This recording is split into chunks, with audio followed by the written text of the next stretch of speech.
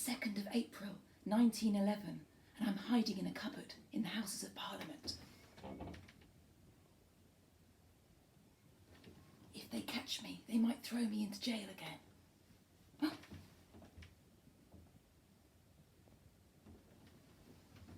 At the moment, tonight, there's a census, and I'm going to be in the Houses of Parliament at the time of the census, so they'll put that down as my address.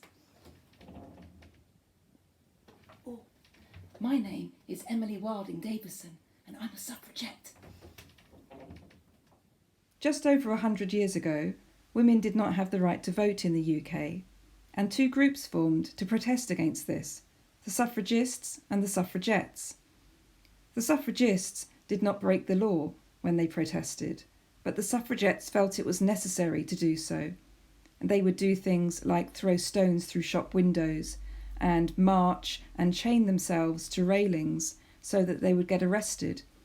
They did this so their voices would be heard, and the people in Parliament, the men, would start to take notice of them. Many women who chained themselves to railings or did these acts were thrown into prison. One of these women was Emily Wilding Davison. Like many other suffragettes, I chained myself to the railings to protest against the inequality and to get women the vote. Davison was one of the most famous suffragettes. She was a teacher, and in 1906 she joined the Women's Social and Political Union. This was an organisation that campaigned for women's right to vote. This is also known as suffrage. The members were known as suffragettes. They felt that to get their cause noticed they needed to be extreme and break the law. In 1909, Emily threw stones at the Chancellor, Lord George's carriage, and was sentenced to a month of hard labour in prison. This didn't put her off though, and for the 1911 census, she pulled off one of her biggest stunts. Emily broke into the House of Commons and hid in a cupboard overnight.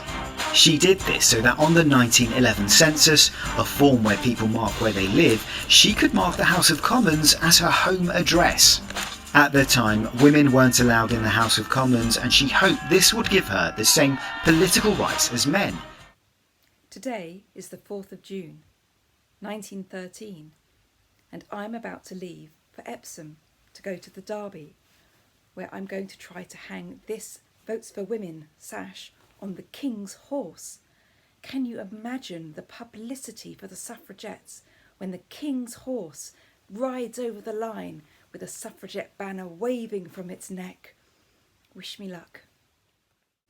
On the 4th of June 1913, 107 years ago today, Emily Wilding Davison travelled from Newcastle to Epsom to attend the Derby, where she ran out in front of the King's horse, Anmer, trying to hang a sash on him, and Emily was trampled and died.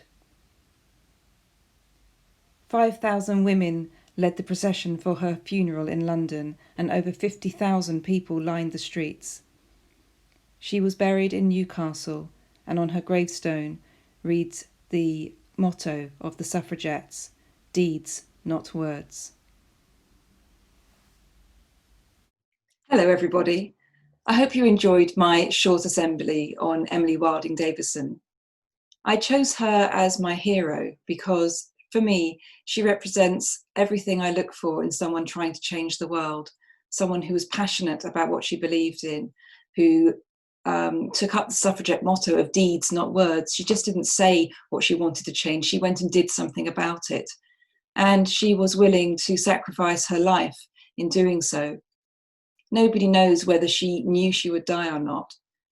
Lots of people for many years thought that she threw herself under the King's horse, but a couple of years ago, footage came to light that saw that she was trying to hang the banner on the horse's head, but she must have known that she could have died in the process. Who would run out in front of galloping horses? So she, for me, is an amazing woman, as are many of the suffragettes. Emmeline Pankhurst, who started the suffragette movement, is another great hero of mine, and I was very, very fortunate a couple of years ago to meet her great-granddaughter, Helen Pankhurst. So I'm just going to share a quick photograph with you of that.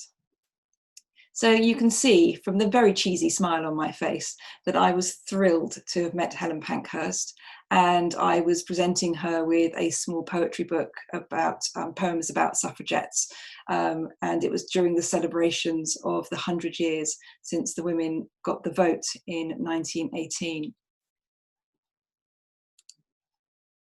Anyway, I hope this inspires you to perhaps find out a little bit more about the suffragettes, or to think about who your heroes are. We all need them at the moment, and we need people who are prepared to go out there and change the world and not just say that they want to do it. Have a lovely rest of your week.